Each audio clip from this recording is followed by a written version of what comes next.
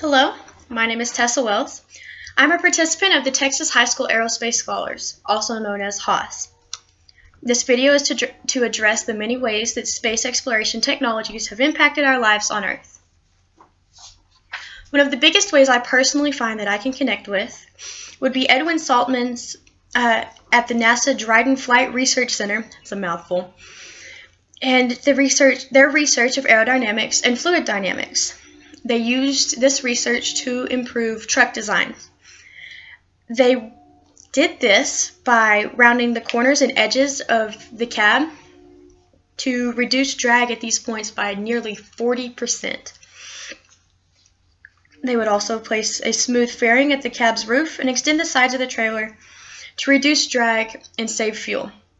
This would save nearly 6,000 gallons of fuel per year for a truck driving 100,000 miles.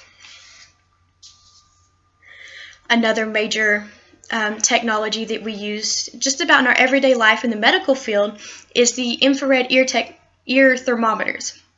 These thermometers use a technology very similar to those used to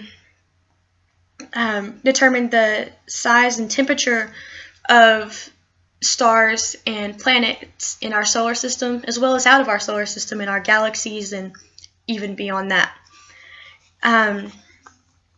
They're very small, compact, and they reduce a lot of infection because they don't come in contact with any actual mucous membranes in the ear, possibly causing a cross-contamination.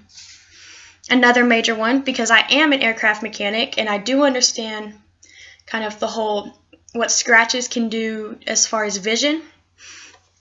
And though this isn't actually windshields, they do use it in eyeglasses, which also does help a lot. It gets bright up there in the sky. Is scratch-proof glass that people have put into their sunglasses, as well as actual prescription lenses. This technology was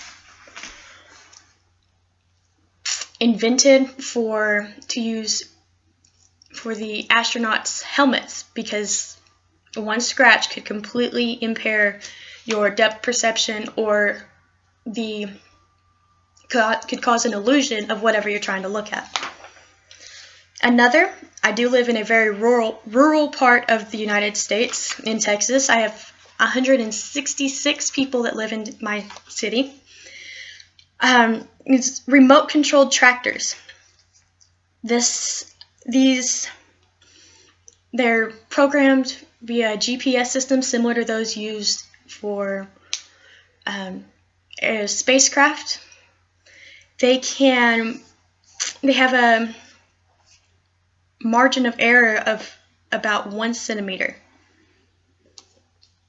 These can run unmanned for long stretches of time, which helps with both people exhaustion, eliminates the majority of human error, can save a lot of water because you're not worrying about if your people that you have driving your tractor know where the water lines are or know where to not go or where to go.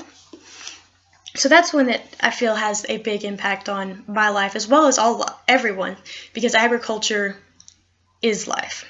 Without agriculture, there would not be life. Another very popular one that many people don't know originated from space would be memory foam. Memory foam was originally used in the seats of the space shuttle for the astronauts. This foam would help absorb the majority of the shock coming from entry as well as exit of our atmosphere, and would save our astronauts a lot of stress on their muscles and bone structures. This is today used in car seats, in mattresses, pillows. Everybody loves their memory foam pillow. Another big one is freeze-dried food. We live in a society full of fast food. Most freeze-dried foods that you find in your freezer aisles at the grocery store, this technology came from NASA when they freeze-dried their foods to send up to the astronauts. We eat space food. Also, water purification is a huge deal because there are places in the world who cannot access clean water on a regular basis like they need to be. There's some places where people have to walk 10, 15, 20 miles to get clean water. With water purification systems, we can reduce that phenomenally. And also just a little, it helps us all out, and, way up north and way down south, it helps a lot, in a big way. Our cold weather gloves and thermal boots powered by rechargeable batteries. They just kind of have little electrodes that run through them and keep them, warm. Similar to that of de-icing systems in jet plane wings. Also in some small aircraft, but it's mostly common in large jet-powered aircraft. It keeps electricity and heat or air or cold air running through the wings through little tubes to keep everything not iced, because ice in the sky is not a good thing.